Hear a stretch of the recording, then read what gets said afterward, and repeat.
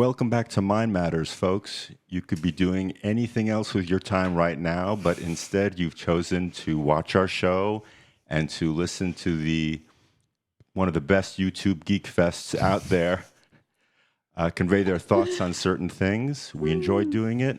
We appreciate your listening to us. We love feedback. And with that, I'll be telling you a little bit about today's show. We'll be discussing some of our favorite books, movies, and shows so far that we've either watched or read in 2019. When a good show or book or novel is written with enough or made with enough insight and artistry, you can say that it reaches a kind of level of literature. So I don't know if we can say that about everything we'll be discussing today, and we'll probably be discussing some nonfiction as well. But the hope is that these works that we'll be discussing show some amount of insight into human nature, our human condition, and add to us in a way that we usually only conceive of when we think of nonfiction books that are a little drier and filled with facts and explanations for science or history or psychology or whatever it is we usually discuss here on Mind Matters. So having said that, I'd like to begin by bringing up a show that I've been recently watching that I've had my eye on for quite a while. It's called Babylon Berlin. It's a German program that originally got released on German TV in 2017. And Babylon Berlin is a story about Germany's Weimar Republic, circa 1929. So this was the backdrop of all the conditions in Germany, societal, cultural, historical, economic, and political, that gave rise to the Nazis and Hitler coming into power at the time.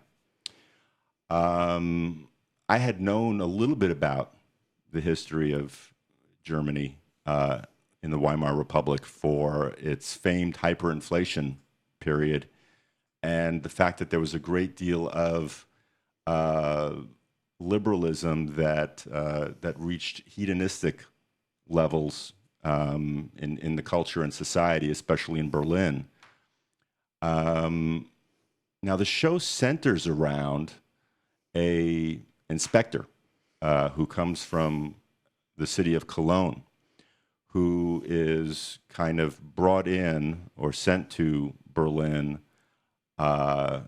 we find out, in order to track down some film footage of either a mayor or a top official in Cologne who is being potentially blackmailed with some film of him in a very compromising position. So he's coming to Berlin and joining the Berlin police force, effectively, to join forces and help them. But really, he's got this kind of ulterior motive in the back of his mind, which is to find out where these films are and destroy them so that he can be a good lackey to the politician that he's loyal to in Cologne. And in the midst of following him try and track down these sex films, you really get to see the really seedy side of Berlin, the cabarets, the prostitution, the kind of hedonistic and lax behavior. Along the way, you find out that Berlin is subject to all of this kind of political intrigue. You have Trotskyists, you have the Stalinist party that's got an embassy in Berlin with their own agenda. You have a right-wing, secretly forming German militia that doesn't like the way that World War I went down. There is a range of characters who all intersect and have various moral compasses and political goals. So you have one police detective who is looking for a way to bolster this right-wing German militia group. You have industrialists that are seeking to fund it in secret. You have double-crossing, cross-dressing, cabaret singing communist women who are just all over the place in their intrigues. And the show has a real gravity to it. If you've ever seen the adaptation of Graham Greene's The Third Man with Orson Welles and Joseph Cotten, it's got this grim neo-noir feel to it. It is a crime thriller, but it's also very rich in detail. It's one of the most expensive. It's the most expensive television show that's ever been produced in Germany, and the reason is that the filmmakers are taking great pains to recreate streets in Berlin and pay attention to period detail, so that you really get a feel for what things look like, what things felt like and sounded like. So that's appreciated, as well as the fact that it's just a beautifully shot program. But my main curiosity and reason for wanting to see this program was because I heard it was excellent, but mainly to get a greater sense of what that time and place was like, and considering what we know ultimately grew out of that situation. And in watching it, I also thought quite a bit of, where we are in the U.S. today, what similarities or differences can be said to exist socially, culturally, politically, where you have this kind of dichotomy of left-leaning thinking that's literally taken to the streets, as well as what may be considered a totalitarian movement towards the right on the part of the military, even if it has this kind of liberal veneer to it, like, bring more women soldiers, or we're going to save a country because it's, or save people because women and children are getting killed, as opposed to everyone's getting killed. So that's been a very kind of strong driving force in my making the time to watch a show, because I don't watch many shows or read many novels, but that was the motivation there. The show itself is produced by Tom Twyker, I would just add. He is was a collaborator with the Wachowski brothers in producing the film Cloud Atlas, if anyone's seen it and liked it. I know a lot of people hated it. I thought it was terrific.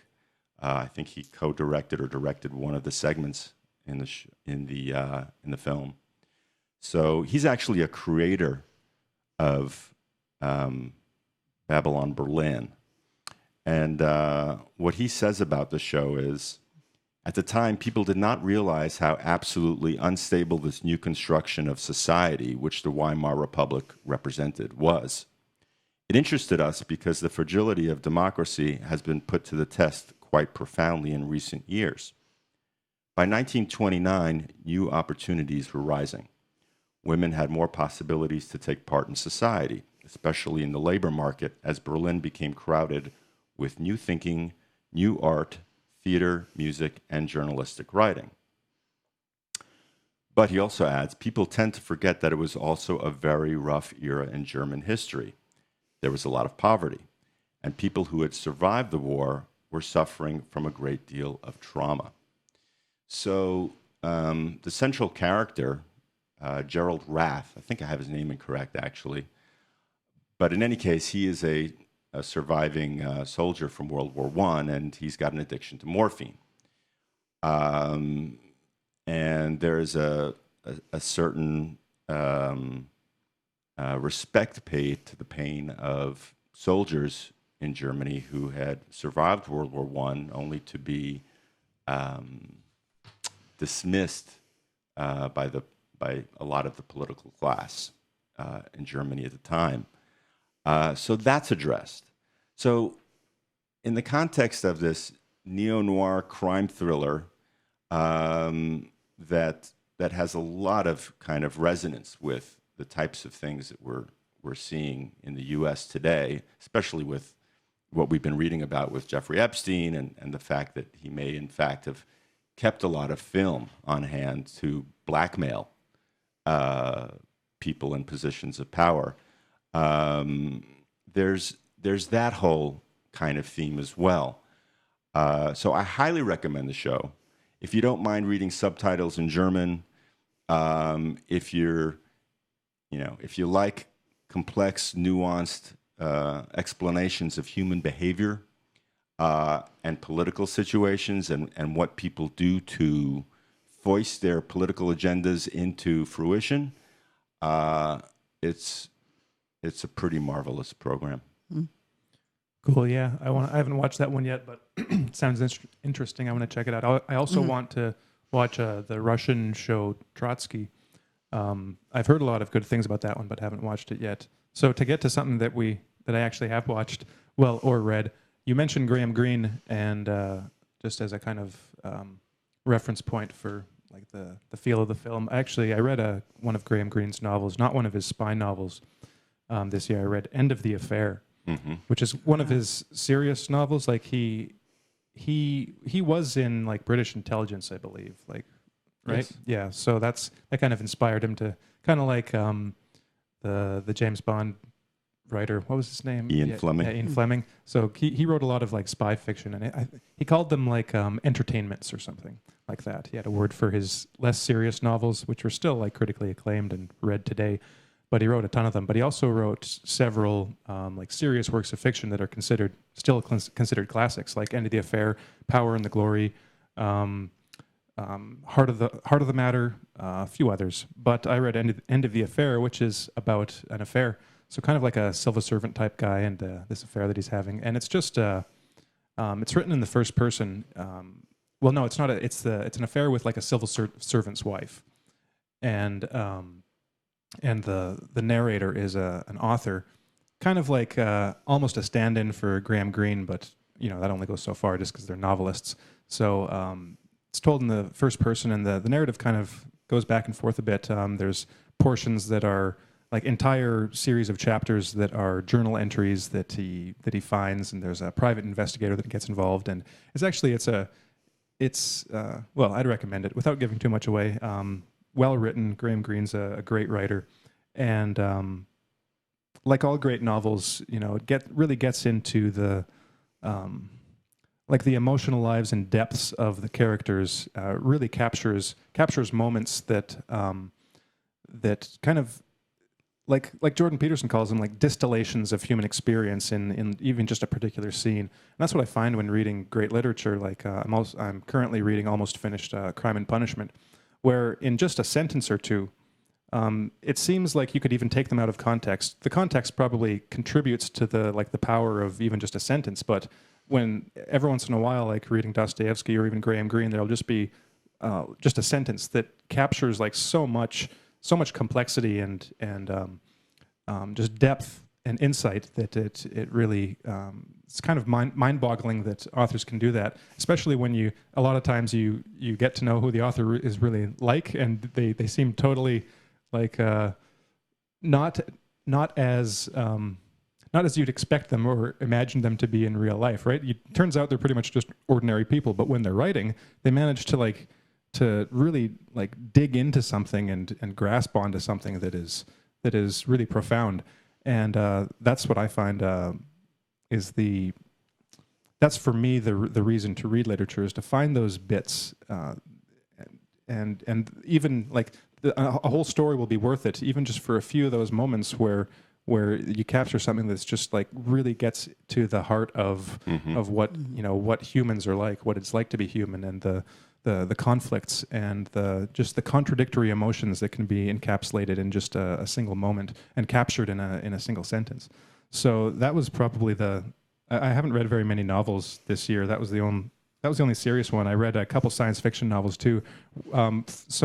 For science fiction fans, I read 2 science fiction novels. One, they're both by authors that are, one isn't very well known, but it is highly regarded by other science fiction writers. That's R.L. Lafferty. I think his name. I think R.L. stands for R.A. Lafferty. Raphael Aloysius Lafferty, I believe is his name. And he was an American and just a great writer. One of Neil Gaiman's favorites, a favorite, like I said, of many science fiction writers and fantasy writers. He's kind of like one of those forgotten legends, and who's well regarded by writers, but hasn't really caught on among the general reading public. But I read one by him called Past Master, which takes place in this future society in another world that's been colonized by humans, and some things are going wrong with their society, which is totally like top-down controlled. Everything is laid out and controlled by like the kind of governing body, and things aren't going very well. It turns out that there are regions of their great cities that have kind of like split off, and that there's crime and poverty, but people are streaming towards the crime and poverty-ridden areas because there's something about the society that they don't like, and something that they're yearning for. So the masters decide to go back in time and bring someone back to be their figurehead to set things right, and it's Thomas More. And the funny thing is, they bring back Thomas More, and they're like, "Oh, we loved your book, essentially, like Utopia." And he's like, "Well, you guys realize that it was a joke, right? I wasn't actually serious. I was pointing out how bad like the utopian ideas are." And they're like, "Well, no, that doesn't matter. Just do your thing." And then he ends up being like convinced by his own ideas, and it goes in a bunch of crazy different directions because like you don't really read Lafferty's stuff for the plot, like the narrative, even though it's interesting. You just read him because of just his sheer inventiveness. He's very strange. Like the thing about he's most well known, for those who know him, for his short stories. And actually, just this year, I believe one of the big sci-fi publishing companies just released like best of R.A. Lafferty, a bunch of his short stories, each introduced by another like sci-fi or fantasy author. And the thing about his short stories is that even they are like uncategorizable. Some critic or another author characterized them as Laffertys. You can only call them Laffertys because they're so off the wall and crazy. So I'd recommend checking out some of his stuff. Just if you want to have. Again, there's some insightful stuff in there, but it's just like totally unexpected. He's kind of like Borges or like Calvino, just like totally unique. There's no one else like him. And then the other one was by Jack Vance, a little bit more well known. He wrote the Chronicles of the Dying Earth, I think it was called, like a series of novels. I started reading just a short novel. It's part 1 in a series. The series is called The Demon Princes. And what was the first one called? Starman, I think. And like if you look at the old covers, it's like old sci-fi 60s covers with the cheesy artwork on the front. But it's just like the way I describe this one is kind of like hard-boiled space bounty hunter kind of thing going on. And again, like Jack Vance is one of George Martin's favorite authors. And one of the thing that most people like about Vance is just that even though he's writing science fiction, the language that he uses and the way that he writes is so rich. Like it is like reading like some serious literature, but he's talking about like a space bounty hunter, going around and being followed by these this like race of super beings that no one's seen before, and so it's kind of like mysterious. There's this kind of like Dashiell Hammett or Chandler vibe going on at the same time. So yeah, check out either of those if you like sci-fi. And then maybe one more connection. So you mentioned that this Babylon Berlin or Berlin Babylon Babylon Berlin is the one of the most expensive German productions. Another one is a German show called Dark, also very expensive. So a couple of us here watched season 2 of that this year. It's actually, that's probably one of my favorite shows that I've watched in the last few years. It really makes you think. It's super intricately plotted, and you have to keep track of the same characters in 3 iterations, so you have to really pay attention. Yeah, basically the kids as they're like babies or young children, like teenagers or adults or like elderly people, because it takes place in 3 different time periods, expands to 4, maybe 5. It has to do with, it starts out kind of like with this Twin Peaks vibe with a missing kid, 2 missing kids. And so it's in this like small German city. And so there's a kind of mystery, missing person vibe going on in an investigation. And slowly it starts getting more like strange and paranormal until it brings in all this like time travel stuff and gets very complex, but it all kind of fits together pretty intricately. And so yeah, if you're into sci-fi, I'd recommend checking that one out too. Well, just 2 quick comments, and then Carolyn, we want to hear from you. One, I can't wait until you finish Crime and Punishment, Harrison. One of the all-time most amazing novels ever written. Had a profound effect on me when I first read it some time ago. And, I mean, the tears, the emotions, all kinds of things. Not to set up anything and not to spoil anything, but it's so delicious. If not harrowing, the entire story is horribly harrowing and edge of your seat. A drama. And I just wanted to mention that the Babylon Berlin show is actually based on a series of novels by a German author named Volker Kutscher, which I think is part of what makes it so good. I mean, the filmmakers had a lot to draw on. So, and this was, one of the virtues and kind of benefits that Game of Thrones had for a very long time until the horrible last season. But we're not going to get into that today, I don't think. And We'll cut them a break and said they did the best they could. So what about you, Carolyn? Well, I also did not read very much entertaining stuff. I will say that I was a big fan of the Philip Pullman series, His Dark Materials, which is The Golden Compass, The Subtle Knife, and The Amber Spyglass, and I enjoyed those tremendously. And the internet had been buzzing for years that Pullman was working on additions to that storyline. So this year, a prequel came out called The Book of Dust, and what it does is that it follows Lyra, when we meet her in The Golden Compass, is already 8, running wild like a little animal through Oxford. And the question was, why is she afforded so much license and who her protector is and everything. So the Book of Dust is sort of her antecedents, where she was born, she was hidden away for a while. It's very biblical. Pullman is more or less a Gnostic, so there you can find all kinds of religious themes in there. So she's hidden away in a convent. We don't quite know why. This little, basically, peasant boy is dragooned by persons unknown and charged with taking this infant to Oxford. A whole long adventure getting her there. And it is the meeting of somewhat tangential characters in The Golden Compass in their beginnings and how they come to have their place in the next story.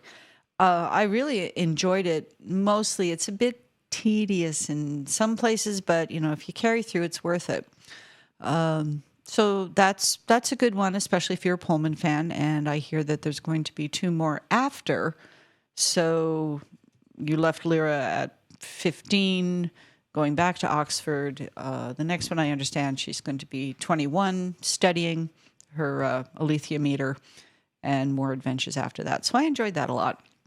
And they're making later this year, I believe they're releasing an HBO adaptation. And British made and HBO BBC. Yes. Joint production, and the trailer looks like it looks pretty good. It looks good. I mean, high production value.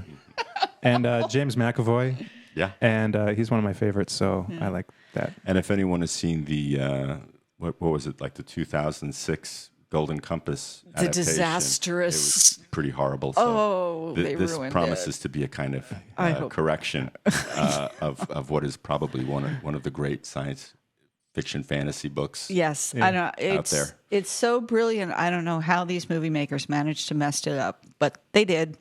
Although Nicole Kidman, she was wasted. I thought she was brilliant. But they totally miscast Lyra, and it just went downhill from there.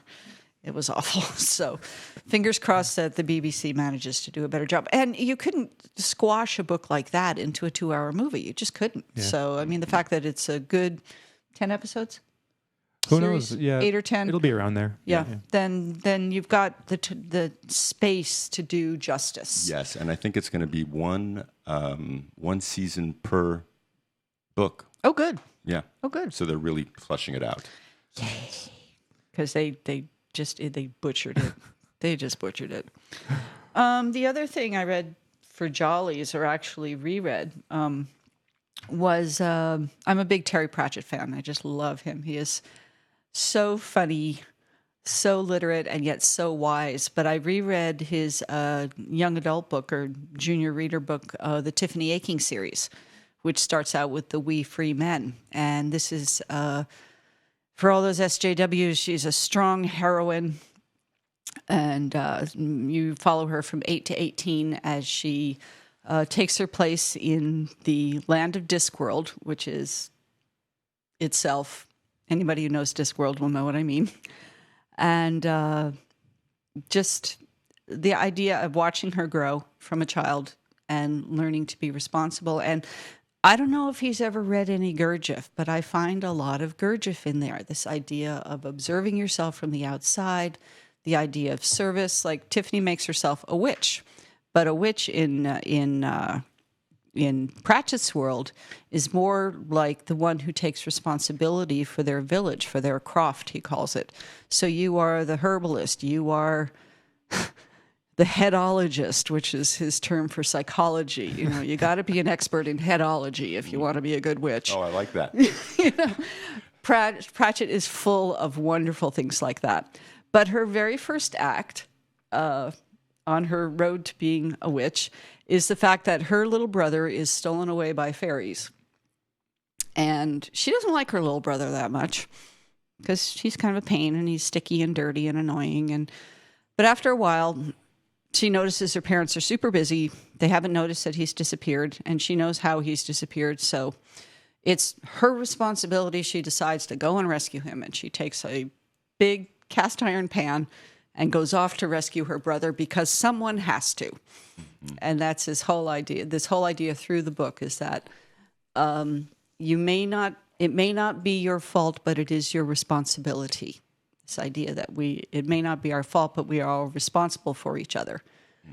And it's very, very lovely. It's a great series and hilarious. Cool. Is that the one that starts with We Free Men? Yes. Yeah, the Tiffany Aching series. Yeah, I'm showing it on Goodreads right now. Looks like there's five volumes. 5 books. Yeah. He has a lot of fun with the Scots. But Pratchett is another one who I guess like Lafferty, is that his name? Yeah. Very inventive. Just he has this really skewed way of looking at the world. The entire Discworld is a skewed vision of our world, including there's a rumor going around on Discworld, this crazy, insane notion that there is a round world. Those round worlders, they're just off their rockers. Nuts. So it's a fun one, and it's nice to have. Things are so crazy these days. It's nice to have a little airing out for your brain. Well, I don't quite often read Westerns, but some 30-odd years ago, there was a miniseries on TV called Lonesome Dove that had Robert Duvall and Tommy Lee Jones and Danny Glover and a host of other actors, Robert Urich and Diane Lane. Oh, boy, everybody. Yeah, it was a very good cast, Angelica Houston. And I remember being really impressed by it, and but not remembering much of it. and it was time. I don't know exactly what possessed me to get it. I think I had heard again that miniseries was based on a novel that had won a Pulitzer, or that Larry McMurtry, the writer, had won a Pulitzer for his body of work. I don't quite remember which. But anyway, I decided to pick up and read Lonesome Dove by Larry McMurtry. And if you haven't heard about it, it's basically just a story of two former Texas Rangers, Gus and Call, who have always been partners in their lives. They're in their mid-50s. They basically break in horses and in a little town of Lonesome Dove, Texas. So they're used to dealing with bandits. They're highly competent and trained to rat out violent Indians, which is what they did for most of their career.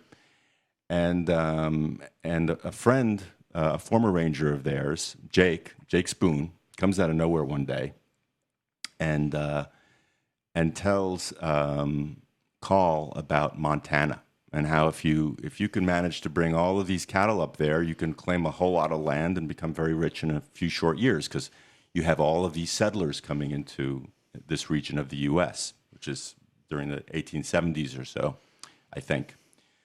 In any case, you have Call, who is this guy who works 18 hours a day, makes all of his hands work 18 hours a day, really hard worker. And then you have Gus, who sits by the porch and drinks whiskey all day long. And yet they have this partnership, and decide, mainly at the behest of Call, that they're going to do this. They're going to go into, they're going to sneak into Mexico and into parts of Texas, and they're going to steal a bunch of cattle from another cattle thief who's Mexican. And they're going to take these 3,000 head or so, and they're going to travel for several months and go up to Montana. And it is one of the richest books that I think novels that I've ever read, because it gets into what these guys' motivations really are, and a deep kind of questioning of themselves, and why they've done what they've done with their lives, because they've had a good period of time to look back on their careers as Texas Rangers and what they're about to embark on and what they do embark on, and they're not all that sure. So there's a great deal of questioning involved in their personal histories and in their interactions with one another.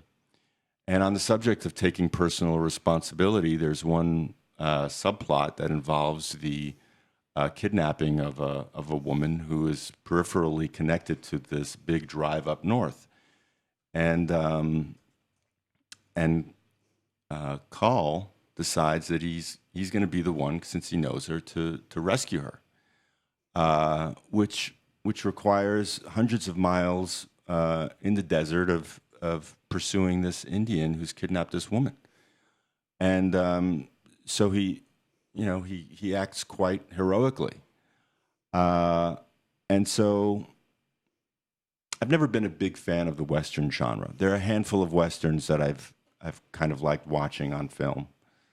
But when it's done really well, there is this element of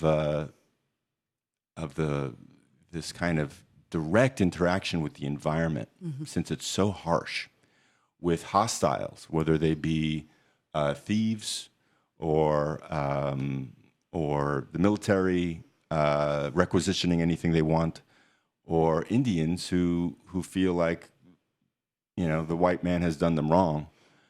And you have to make split-second decisions that are quite literally a matter of life and death, not only for yourself, but the people that you're surrounded by. So there are a great number of these situations that are in this novel, Lonesome Dove, that are conveyed wonderfully and entertainingly, and often hilariously. So it was good to read a book that had these heavy moments of self-reflection, but were also just the banter between the two, or these two main characters and others, are just hilarious, which struck a nice balance. The other thing about this is that McMurtry really takes the time to draw some of his female characters quite well. So usually, you think of a Western as this patriarchal, genre where the men are all protagonists, and they usually are, and the women are just these kinds of fixtures in the background. But a large part of this story is the women in these men's lives, and the decisions that they've made concerning their relationships with past romances and current romances, and just how in a very human, again, complicated way, they're compelling themselves to face their decisions and their feelings. So Lonesome Dove, Larry McMurtry, wonderful novel, kind of long, but goes very quickly, very entertaining, and I think reaches the levels of literature of any novel that I've read, except perhaps for Crime and Punishment. All right. Well, maybe I'm going to go through some nonfiction books now, get them out of the way. Most of my favorite books, nonfiction books that I read this year, we talked about on the show. So, actually, this one, Jewish History, Jewish Religion by Israel Shahak, we actually did that one before we started on YouTube, but you can find it in the archives on SOT.net, the podcast we did on that one. That, along with a book on Salafi jihadism. I can't remember. I didn't write down the author's name. But then some other my favorite nonfiction books from the year: Personality Development through Positive Disintegration. That one was by William Tillier.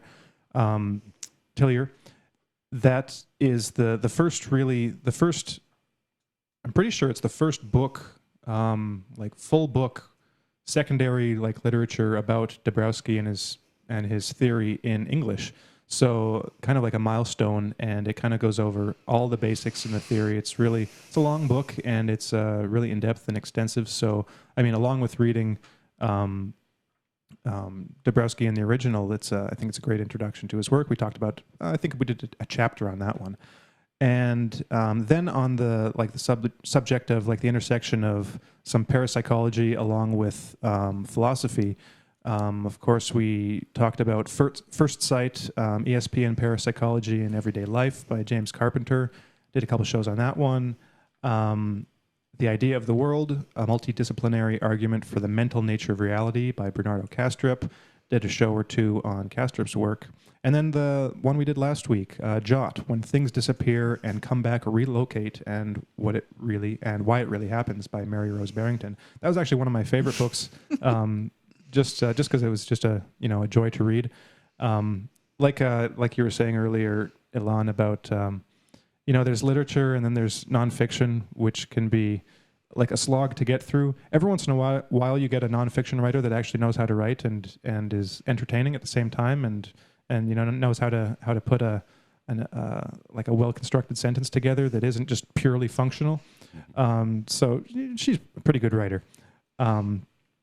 And then, of course, we've been talking about evolution and intelligent design. So probably the best one. Well, I liked all the books that I read this year on that subject. So Darwin Devolves, The New Science About DNA That Challenges Evolution by Michael Behe. Also, The Devil's Delusion. Well, that one was published in 2019, so that's a new book. Then one published last year called Heretic, One Scientist's Journey from Darwin to Design by Matti Laisola. That was a good one. Kind of a little bit. There's some theory and some science, but also behind the scenes, just what it was like for this guy in. I can't remember what country he was in. Scandinavian country, I believe, but just what the scientific community was like, and what it's like to be kind of a maverick scientist that has heretical beliefs in the mainstream establishment. So that one was insightful. So does he describe his progression from one school of thought from neo-Darwinism to design? Yeah. Is that kind of how it goes? Yeah, I can't remember all the details, but yeah, there was a progression, and then most of the book is like after the progression. So the people he's talking to and the conferences that he's trying to set up, and the talks that get shut down, and dealing with publishers and journal publishers and just other scientists that are just completely unreasonable. I'll just leave it at that. Yeah. But then the one other one was by David Berlinski, an older book, several years old, The Devil's Delusion: Atheism and Its Scientific Prehensions. He's a good writer. Like he's kind of he's got that a flair to his writing that's not strictly functional. Berlinski's a philosopher and a really smart guy. Can make a joke too, so that is always worth it. We also talked a little bit about just one section in this book by Gordon M. Hahn. We had him on the show, on the old show, Truth Perspective, a year or two ago on a previous book that he'd written. This one came out last year, Ukraine Over the Edge, Russia, the West, and the New Cold War. Probably the best book on the last 4 years in Russia-U.S. relations, centered around the Maidan revolution in Ukraine. But the reason this book is so good is, well, first of all, Hahn is actually like a scholar, reads Russian, so he cites a lot of foreign language sources that aren't available to just the average alternative media, like commentator in the West that talks a lot but isn't very rigorous or academic. So he's got so he can go to primary sources. Yeah, primary sources, and this is his job. So he covers this stuff. He knows everything. So it's pretty much a history. I think you don't even get to current events in Ukraine, 2014, until halfway through the book, because it's all a history of U.S.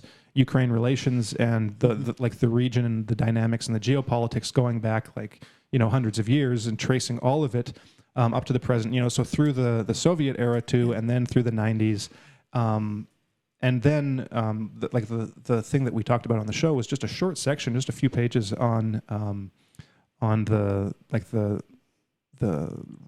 far right ideology among the Azov Battalion and Aidar and right sector is the main one. So yeah, it's worth it. That one it's a big book, physically it's a big book, and it's a long book, so there's a lot of words on each page. It took me a long time to read, but if you want to really get into the nitty gritty, all the details, it's all there. And yeah, so I recommend that one. Then I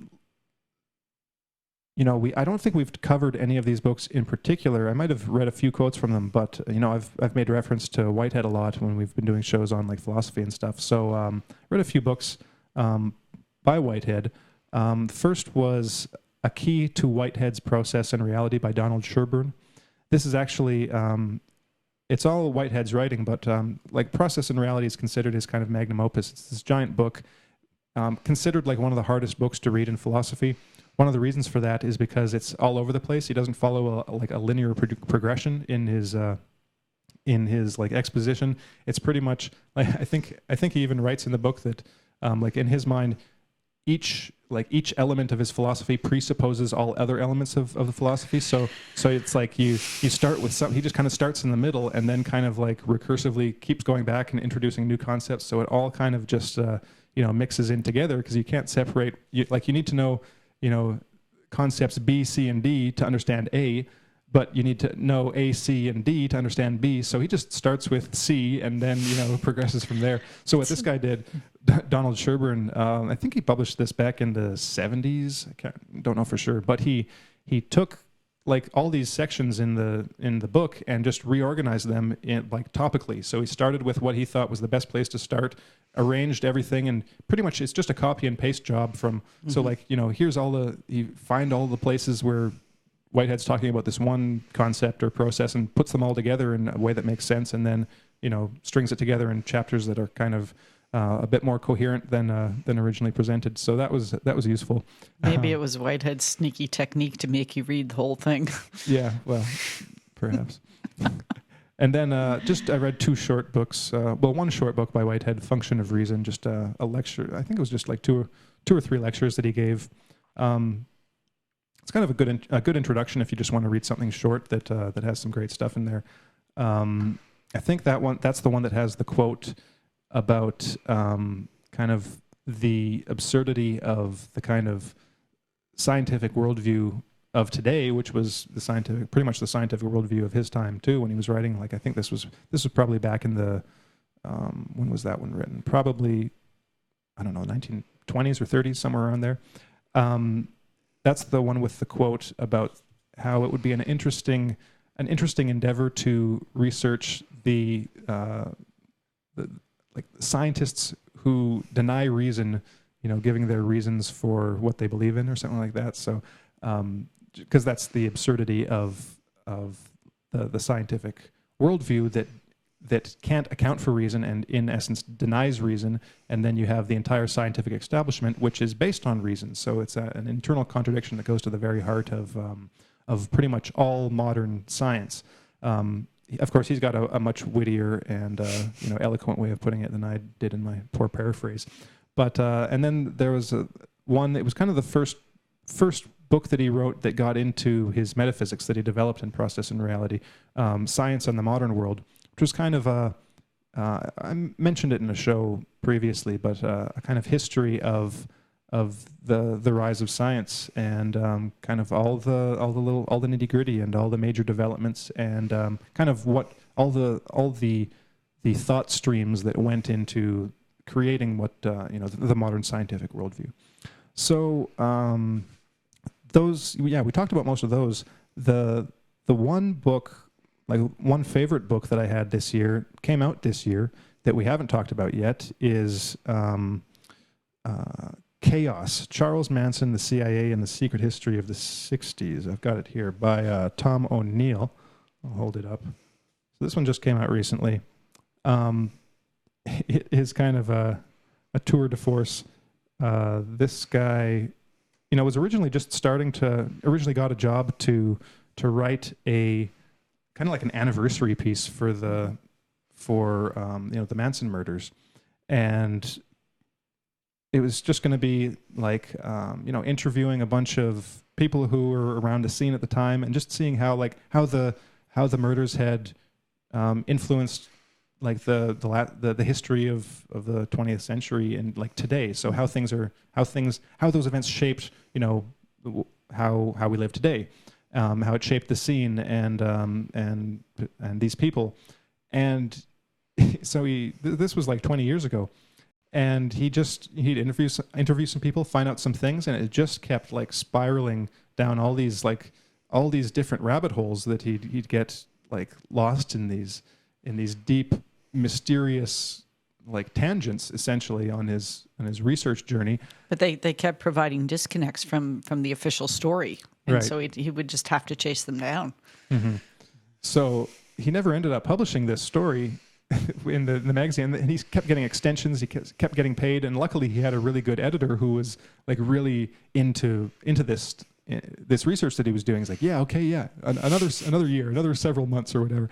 And so he did that for 20 years. Eventually, that magazine that he was writing the article for, went defunct.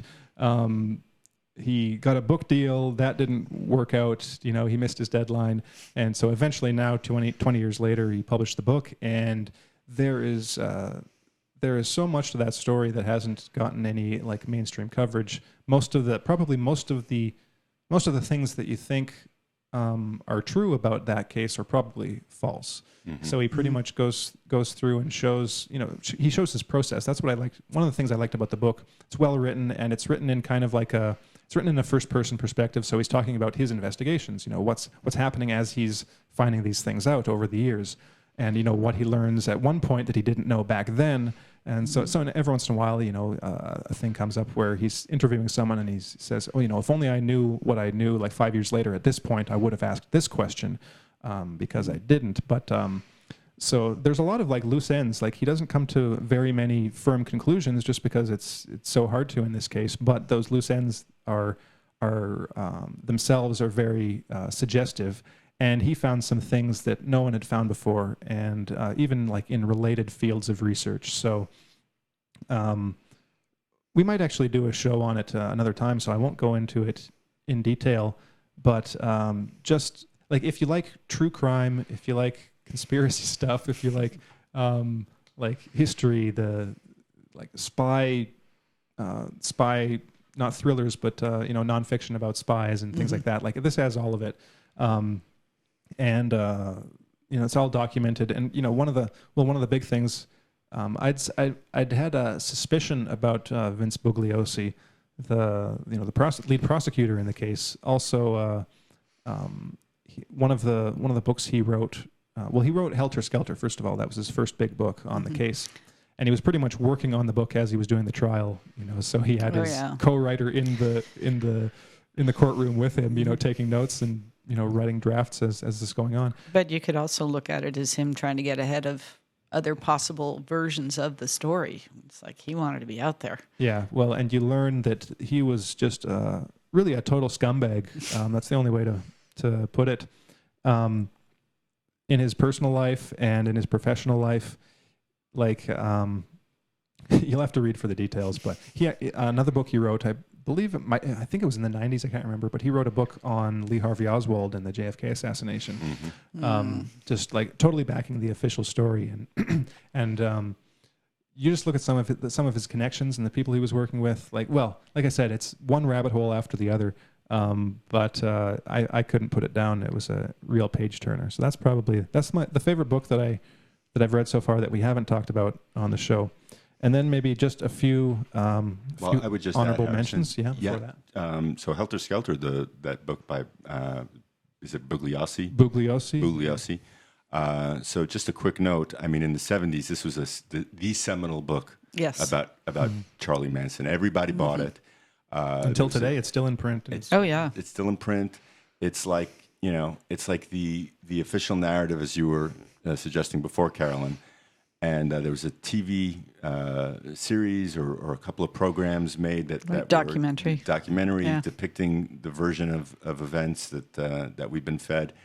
And I'm greatly looking forward to reading that book, Harrison. It's it's like Dave McGowan's series on Laurel Canyon and how the California music scene in the 60s is not what we think it is.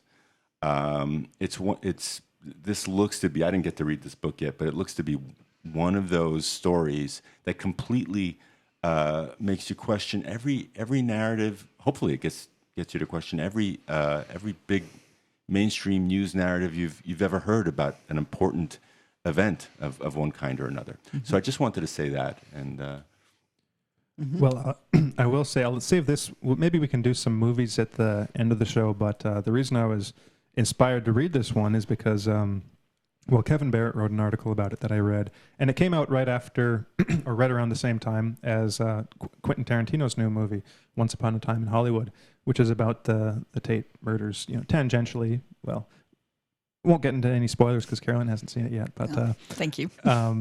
They're pretty much, it follows two fictional characters around, but they kind of intersect with the events in 1969 that were going on at the time. And so right after that, I got this book and then couldn't put it down. So a few honorable mentions. I read two. I like reading like Bible studies stuff, like history and analysis of like the New Testament primarily. And I read two really interesting books. One is by a guy, R.G. Price.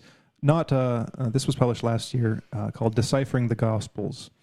Something, I think the full title is something like Deciphering the Gospels Proves Why Jesus Didn't Exist or something like that. So Price is I guess you could call him like an amateur historian or researcher. So he's not like at any university or anything. But the book's got a lot of good stuff in it. Stuff that's in line with a lot of like mainstream type of research, but from his own perspective, because he's a mythicist, so he doesn't believe that Jesus actually existed, like any like individual, like that the gospel narratives were then based on. He's kind of the conviction that the earliest gospel accounts like in the Gospel of Mark, which was generally accepted as the first gospel written, that it was written and intended to be fiction. So it was. Doesn't Carrata postulate that it was actually a play about Caesar? Yeah, I don't buy that. But You don't buy that, but it does. He does point out that it does have this sort of quality of lines and stage directions and all that. I mean, I thought it was an interesting idea. Yeah, but either way, it's so they both argue that it was fiction. Well, and then that leads to the second book that I just finished a week or two ago, called "Resurrection and Reception in Early Christianity" by Richard C. Miller. This one was just published in 2014, I think, so several years old. And this is more of an academic work, kind of in the tradition of Dennis MacDonald and like Jonathan Z. Smith, if anyone knows any of those authors, and Burton Mack. But he's not necessarily a mythicist, but he's got the same. He argues the same point that, and he's not looking at the Gospels as a whole, but he's limiting to certain phenomena, like basically the birth narratives of Jesus and the resurrection, like ascension narratives. So basically the beginnings and the ends of these stories about Jesus.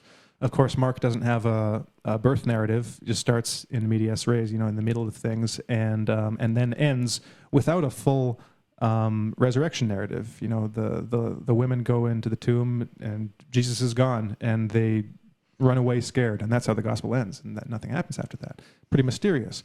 And then it's only with like Luke and Matthew, and then John, where you get the post-resurrection appearances, right? Where Jesus, stick your fingers in my side, see that I'm a real guy. I really died, and going up to heaven and all that. But what Miller's arguing is that these two are like stock, almost cliched, like narrative techniques that would have been, he argues, recognized as kind of fictional embellishments. It's like what he's basically saying is that if you were to go back 2,000 years and be a like a Mediterranean person, living in Anatolia or Turkey, modern Turkey, Asia as it was called, or Greece or Macedonia or wherever, and you were to read these, that he's arguing that readers of that time would recognize these as basically like mythic fables, and that were intended to basically to elevate Jesus to a level that either equals or surpasses the other characters in like Mediterranean mythology at the time, using the same stories. Because what are the precursors of these stories? Well, the most immediate was the emperor cults. Basically, the Roman emperor they were divine. When they died, they were deified, and then they ascended into heaven, became gods to live among the gods in the heavens. And there were post-resurrection appearances where they would, come back, appear to someone on the street or something, and these were echoing stories that developed about Romulus, one of the twin founders of Rome, and what happened with Romulus. And these stories too only developed in like the last 100 years before Jesus.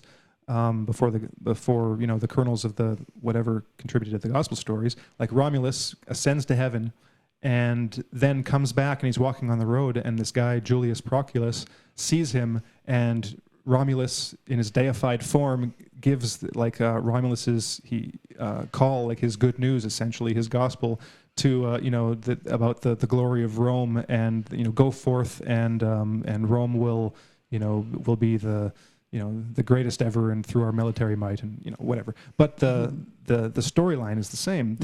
And these elements are they were new to Roman mythology at the time and Roman religion, but they were all over Greek religion. So there were all kinds of there were all kinds of gods, like demigods. First of all, this gets back to the birth narrative. So there were demigods who were the product of a god and like an earthly woman, a mortal woman, who created these demigods. And then a lot of these demigods, but a lot of these other people, if they lived a life of sufficient virtue or whatever qualities, upon their death, their body would disappear. It might be burned. It might disappear in a river. It might be struck down by one of Zeus's thunderbolts. but the body would disappear. And so just in a lot of these tales, in a lot of these fables, just the missing body would be a sign, a hint to the reader that this person had been translated up to the heavens. They were now divine. They were now living up with the gods. Because when everyone else died, they didn't go up with the gods. They went down into the underworld, into Hades, and lived as shades, as immaterial shades. So there was that was the common belief when people died. They went underground as immaterial spirits, and often as undifferentiated spirits. So you wouldn't even necessarily be able to have an individuality in the afterlife. Even that kind of took a while to develop. But this new idea came primarily through the development of these stories about Romulus that were associated with Julius Caesar, who was the first contemporary in that whole scene to actually have that happen to him, not in a story about the past, the distant past, the mythic past, but in the present. So Julius Caesar was assassinated, and then Augustus, Octavian at the time, saw the comet during the games a few months after Caesar died, and that comet was then interpreted as the soul of Julius Caesar ascended to heaven, living with the gods. And one of the things about now being a god was that you had a divine body. So you weren't a shade, you were a divine body. And that's just getting back to what Miller writes, so he actually argues, he goes further than Price. Price argues that basically Mark and maybe Luke both were kind of writing fiction using other something called literary mimesis, so where you take a previous work and then kind of write your own work, kind of stealing the narrative a bit. This is what Virgil did in the Aeneid for the Odyssey, basically taking a Greek classic and turning it into a Roman classic by ripping it off, essentially, but doing it in a very creative way, creating a new classic. Mimesis just sounds so more cultured. Yeah, and so Price argues that Mark and Luke did this essentially, but then by Matthew and maybe John, that they'd kind of lost the plot and mistook the previous fictions for historical accounts. And so there's this whole thing in New Testament studies about the body, why did Jesus show his body to doubting Thomas and to prove that he was body? And there's one idea is that there were the mythicists, the people that thought that Jesus wasn't a real man, but more of a supernatural being. And then there were those that thought he was a real person. And this was a way of injecting some historical verisimilitude to show that, oh, Jesus was real. And look, he had a real body because this is what he showed to his disciples. But Miller goes even a bit further and kind of, in my opinion, pretty much demolishes those series and shows that that he argues that all four of the gospel writers knew what they were doing. It's not like Matthew and John, I think, were kind of lost the plot and thought, oh, well, we're actually writing fiction. He argues that scene, the scenes for the doubting disciples to show Jesus's body wasn't to show that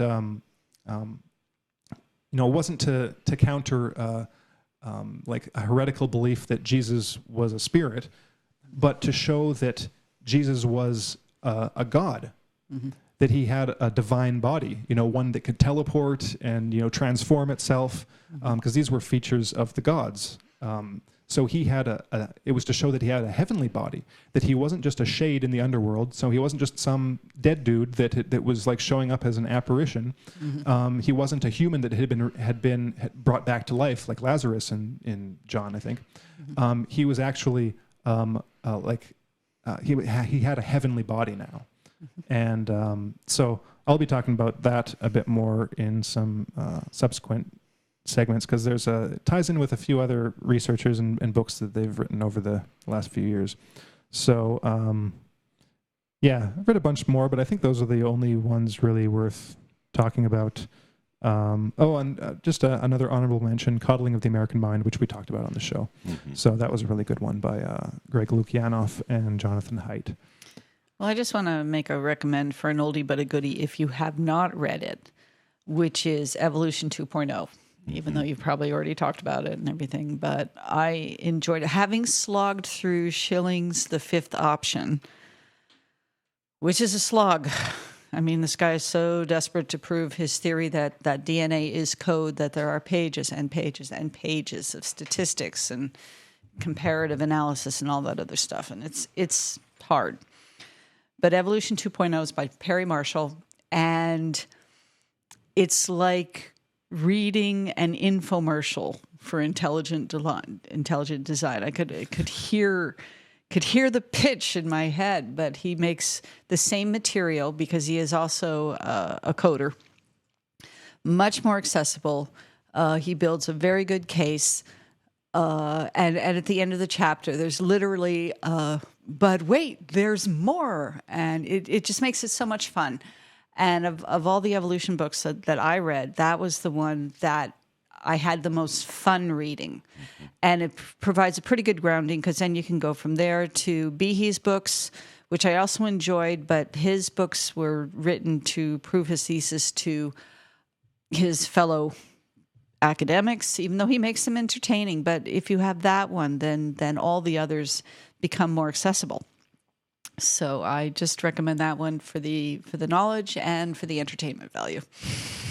I like that one too, yeah, a lot. And it was the first one I'd read on the subject of intelligent design. Yeah.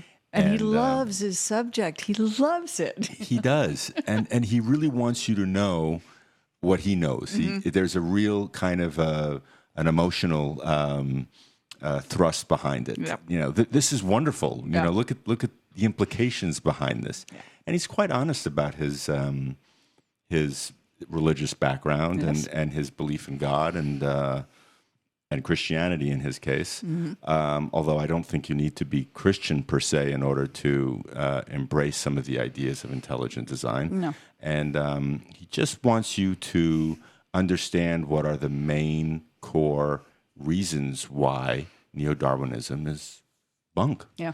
So I agree with you. I think it's a great first book. Right. And on that subject, Carolyn, I haven't finished it yet. I'm reading Darwinian Fairy Tales by David Stove, which is entertaining, and because what he does is he goes back to some of the original ideas that informed Darwin's ideas and breaks them down, and gets into food scarcity and Olive Hobbes. Yeah. Yes. Mm-hmm. So what he's able to do is deconstruct those foundational ideas that made Darwinism the theory of its day, and the theory, up until now, for still many scientists and thinkers and people who don't even realize they think about reality and evolution in the way they do, precisely because these ideas have been propagated so heavily. Yeah. And there's this, you're not allowed to question it. So that's a very entertaining book in some ways. Some years ago, I had read a number of books on Caesar when it became known to a few of us that the life of Jesus Christ and the Jesus Christ story was quite probably inspired by or based upon the life of Julius Caesar. But I recently came back to one book that I hadn't read that I'm enjoying a lot, and this is The Education of Julius Caesar by, I think it's Arthur Kahn. Okay. And it's not a novelization exactly, or at all, really. It is a kind of a nonfiction book, but it is it's rich and juicy with the with what you'd come to expect from a novel about a life of someone in history. And he took a lot of time to flesh out the people around him. Yes, especially his mother, his uncles, other people who had a lot of influence as he grew up, choosing his teachers. No, that was really nice, because it feels like a novel, even though it isn't a novel, and that makes the information very assimilable. Yeah, so that's what I'm finding as well. And I would just add, why is this important? Well, if you consider the idea or probability that the whole Christ mythos, religion, Christianity was based on this man's life and his accomplishments, it would seem important to look at the types of things he was up against. He wasn't only a top-notch military general and leader. He was a kind of a spiritual force for not killing in the way that carnage and the wars at the time in Imperial Rome were known for. So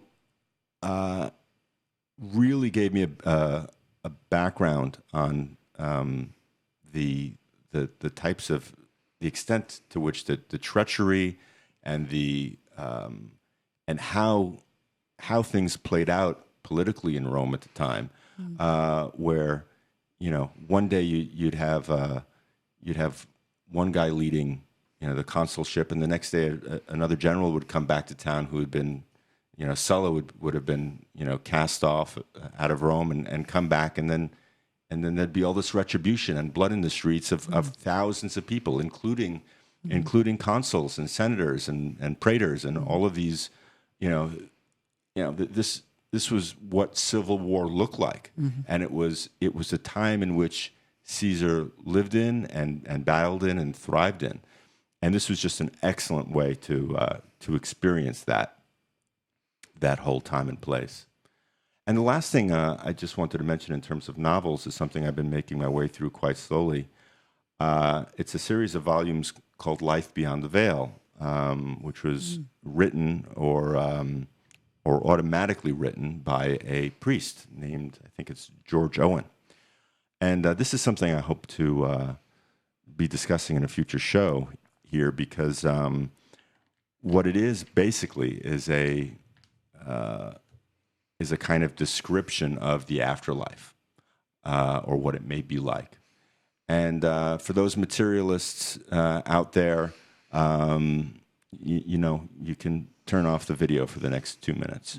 But if you've ever given thought to why or how there may be an afterlife or another kind of level to reality after we die, if there is a soul or a place that an essential part of us goes to and continues to exist in, this is a wonderful look at what that place is like, what people are learning and doing there, and what their reason for being is.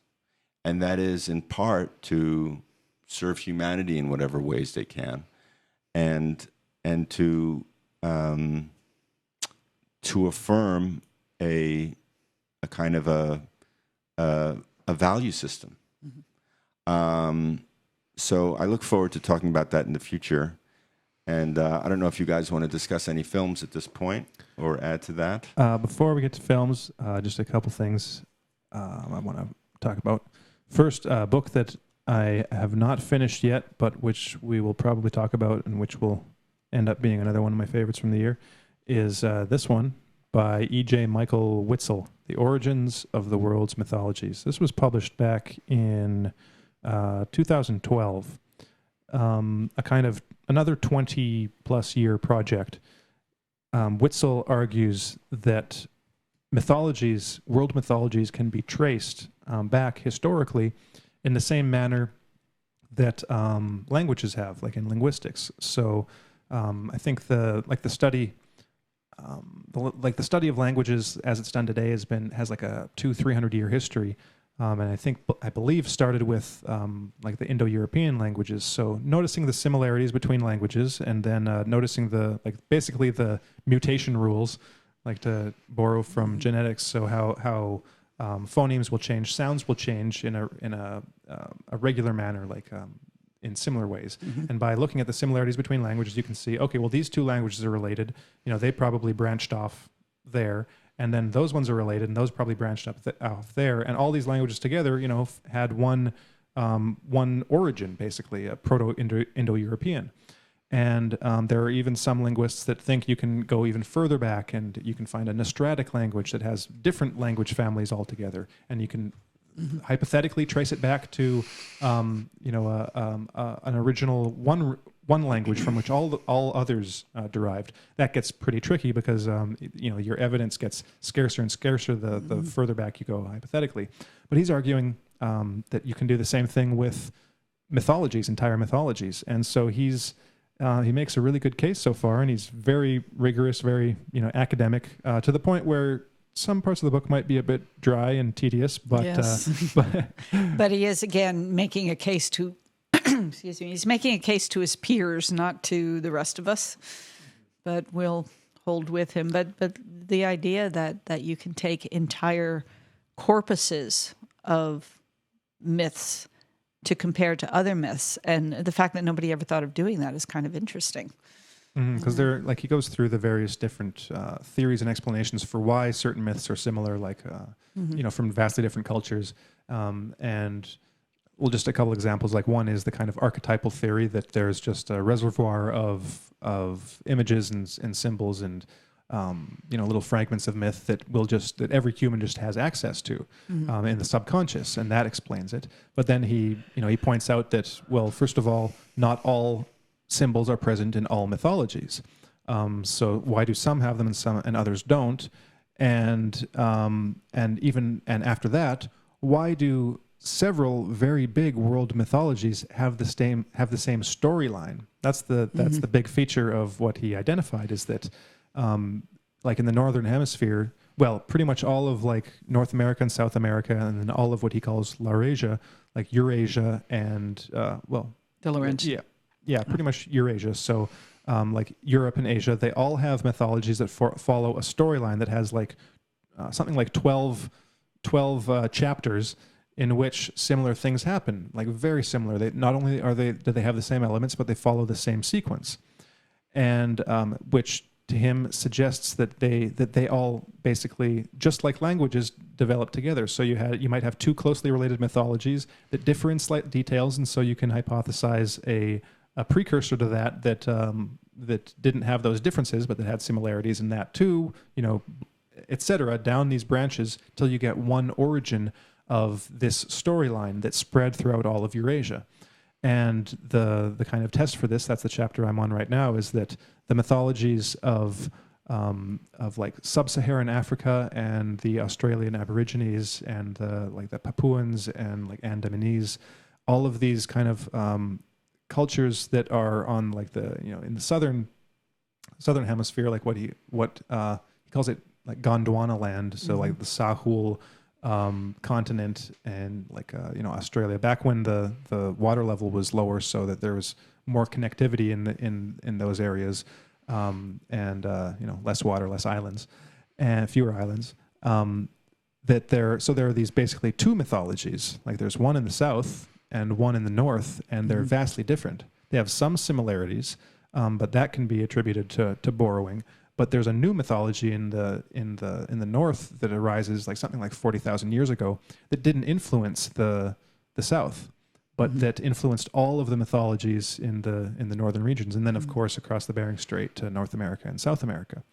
And so very interesting to even just to think that you can excavate mythology to go back in time and see what people might have believed and what their myths might have been before there was writing, because this is going back 40,000 years as opposed to the 5,000 years that we have writing, and even a lot of mythologies were only written down in the last 200 years. Of course, the ones that were written down are older. So you've got all kinds of Sumerian and Semitic and Greek and Roman and even Japanese and Chinese. But then you've got all kinds of mythologies from cultures that weren't literate at these times that have only been passed down orally. And even then, in those, you can find the similarities and trace them. So it's a giant project. He basically just started it here, but at least hypothetically, it could lead to kind of a revolution in the way that mythologies are studied, and then tie that into a third area, which is the recent, and this is a kind of a historically brand new science, the study of ancient DNA. So one of my favorite books from last year was David Reich's Who We Are and How We Got Here. He is one of the pioneers in the study of ancient DNA. So, they're the guys. I'm not sure if they're the guys that originally discovered like Denisovan DNA in Southeast Asia, and basically another archaic hominid population, human population that interbred with humanity in the way that the Europeans did with Neanderthals. But it is now possible to such a greater degree than it was before to trace back human migrations and cultures like meeting and interacting and interbreeding and back through the thousands of years of history, and so that can be theoretically again aligned up with the mythologies and how mythologies met and interbred and created new mythologies. So very interesting developments, and hopefully the mythology gets introduced too, along with linguistics and the genes, because it's cool to think about where the development of those sciences might go, because like Reich points out, with the development of this archaic DNA thing, like it's proceeding exponentially. So at 1 year, like 10 years ago or something, there were something like 3 ancient genomes that were sequenced, and the next year there were 8, and then there were 20, and now there's like thousands every year. Yeah. And they're getting better at extracting. Yeah. Not just, it used to be you had to find a pristine tooth. Now you can take the flange of a finger. You can take, there's a lot more skill at sourcing. So you have a lot more samples to deal with. And it's cheaper too. Like I think it's something like it's millions of times cheaper than it used to be with the development of these new technologies. So it's now affordable too. You can sample all the ancient genomes you want, and so they've got skeletons in all of these periods of history all over the world. Some better represented than others, of course, but that's being reconciled, and they're digging up those bones and crushing them up and getting that DNA out of them, which is really cool. Okay, movies. Want to do a few movies before we end? I only for the see day? pop movies. I don't have anything serious. Okay. That's okay. Did one strike you? I just really, because they're pop movies, they've all fallen out of my head, right? Yeah, you don't remember them? No, I did enjoy the Avengers series. And, if you want to branch out movies and TV shows, we were watching Legion, which is a Marvel series, kind of. He's sort of him himself. But if you want, how many episodes did it end up being? 16? Three seasons? 27 seasons of... 27 episodes. Episodes of progressive mind-bendiness. Totally recommend it. Just realize that as you go along, it's going to get weirder and weirder and weirder until you say, what did I just watch? But you want to see the next episode just to see where it goes. Very inventive, very creative. It's on... Netflix? No.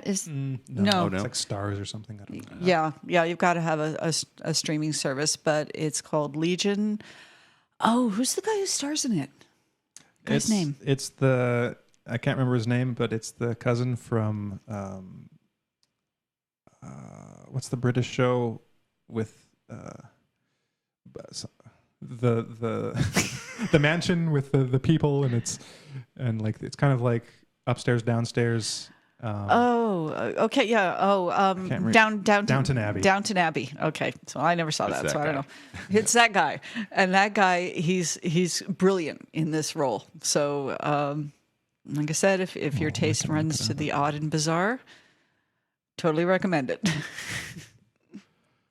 Well, some time ago, a few of us watched Haunting of Hill House. Oh, yeah. Which was based on a novel. I'm not sure if it's... That's its same title. It's the same title? Mm-hmm. I had seen the original film by Robert Wise, which was like early 1960s, I think with Claire Bloom, and it was quite scary. Mm-hmm. This was a reworking of it, right. of that novel and the film. I think there were maybe 8 or 10 or so episodes. Mm-hmm. Wonderful.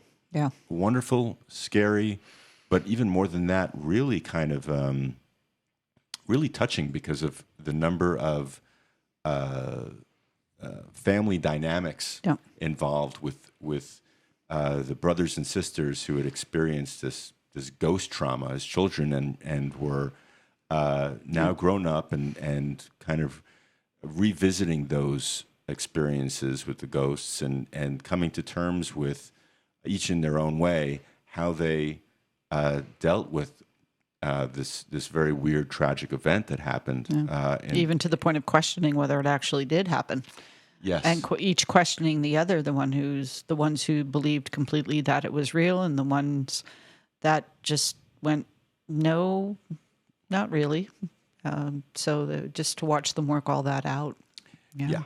And so this series had horror, it had family drama, it had suspense, it had some amount of humor. Everything was well executed and quite affecting, and that also has a high recommendation. Haunting of Hill House, and I think that was Netflix. Yeah, that was. I'll second that one. Just back to Legion. The actor is Dan Stevens, who was in Downton Abbey. But it also has in just a few seasons or few episodes, Harry Lloyd, who was Viserys Targaryen in Game of Thrones, but also one of the main characters in another show that I forgot to mention that I really like, Counterpart. Oh, yes. Which is like again. A bit sci-fi, Parallel worlds. Yeah, parallel worlds, but it's pretty much like a geopolitical like spy drama, which is just highly recommended. It's got a lot of like a lot of politics, a lot of kind of like kind of scheming and mystery and intrigue's the best one. So yeah, I'd recommend. And the lead actor in that one was fantastic too. Yeah. That was the guy in. I'm terrible with names. The guy. That guy. You'll recognize him. Just wait. Let me find out who that was. He's bald. Yeah. He was the guy in the movie about the jazz drummer, and he was the really mean Whiplash. Whiplash. He was in Whiplash. He's been in tons of stuff, but no, he's a terrific actor. That also had a wonderful cast. And really kept you involved. So Counterpart. Counterpart, yeah. Yes. And maybe a few of my favorite movies. Just for if you like kids movies, I really liked Coco. Yes. Yeah, the I believe it was a Pixar one. About on the theme of the afterlife, like Life Beyond the Veil. This one's about a little Mexican kid who likes music but is banned from playing music in his household because of a family conflict in the past. So music is banned, but he really wants to be a musician, and he ends up going to the afterlife. Another tearjerker, folks. Yeah. Be warned. Yeah, it's a very cute movie as well. And an old movie I hadn't seen before. I'll just mention it because I guess it's underrated.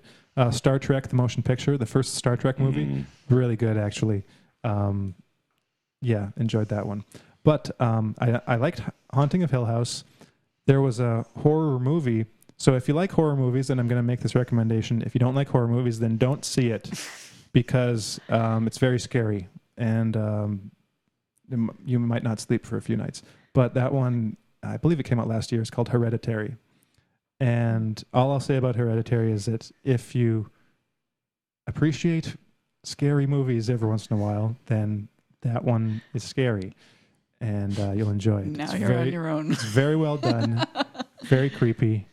There are a couple gory scenes, more disturbing just because of the general creepiness of the atmosphere. It's not like one of those gory horror movies that are just people getting ripped up and tortured for, whatever reason. Just because I guess some people like watching that. It's not like that. It's more of a psychological thriller with just a little bit of violence thrown in there, just because it's a modern horror movie. But scary. And and for sci-fi, Upgrade I also liked. Did you guys see Upgrade? Well, Yeah. yeah. Okay, yeah. So if you like Yeah. sci-fi, that one was Oh, a that had surprise. some very twisty parts to it. Yeah. That Yeah. one was good. I wasn't expecting that one. And then kind of more of a serious movie, 12, which is a Russian movie, an adaptation of the play on which 12 Angry Men was based. That I believe 12 Angry Men did it come out in the 50s, maybe 60s?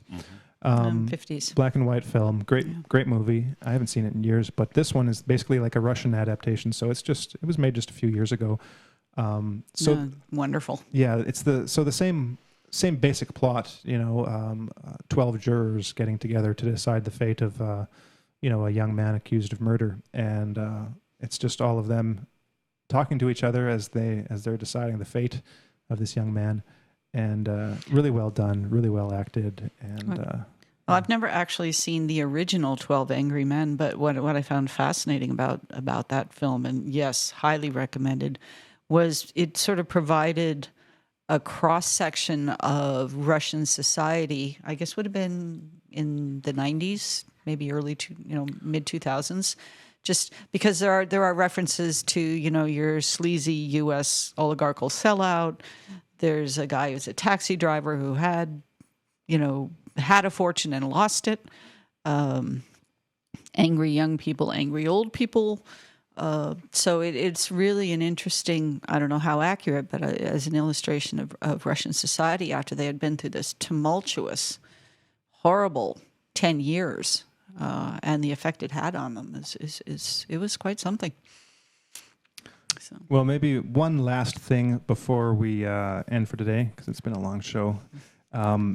This is the coming soon section. So these are a few books that have either just come out that we haven't read yet, or that are coming out later this year that I think are going to be worthwhile. First one, this one already came out in April, but I haven't read it yet. It's Graham Hancock's new book, America Before. So basically, Graham Hancock is into kind of ancient history stuff and ancient mysteries and possible ancient civilizations and things like that. And so this is about like the hidden history of America. So I'm guessing civilizations that aren't really well known and things that were going on that aren't really mainstream. That one looks pretty interesting. In October, there's a book coming out by Bob Lazar and George Knapp called Dreamland, an autobiography. So this is Bob Lazar's autobiography. Which should be very interesting and entertaining. If you saw either the documentary that came out last year on Bob Lazar or like his appearance on Joe Rogan, if you're into that sort of thing, very interesting. In October, a book is coming out by Henning Melber. We had Henning on our show several years ago, maybe 3 or 4 years ago, to talk about the assassination of Dag Hammarskjöld. So he's got a book coming out, Dag Hammarskjöld, the United Nations, and the Decolonization of Africa. So I'm looking forward to that one, also coming out in October. And then in December, really looking forward to this one. It's going to be expensive. It's published by Oxford University Press or something. It's an academic book, but it's by a guy named Joseph Aziz. It's called Gurdjieff, Mysticism, Contemplation, and Exercises. This is going to be the first, either academic or not, but first book specifically on Gurdjieff's contemplative exercises, the more kind of like, not necessarily mystical, but the kind of the elements of meditation and like mind training that he did, which a lot of them have remained secret for the past 70 years, because whenever Gurdjieff would take on students, he'd give them exercises to do, like contemplative exercises and exercises in will and sensing and all kinds of stuff that they weren't allowed to tell anyone. So the Gurdjieff community has kept like even some of the basic exercises tightly guarded and secret. So unless you join a Gurdjieff group, you won't learn a lot of these techniques.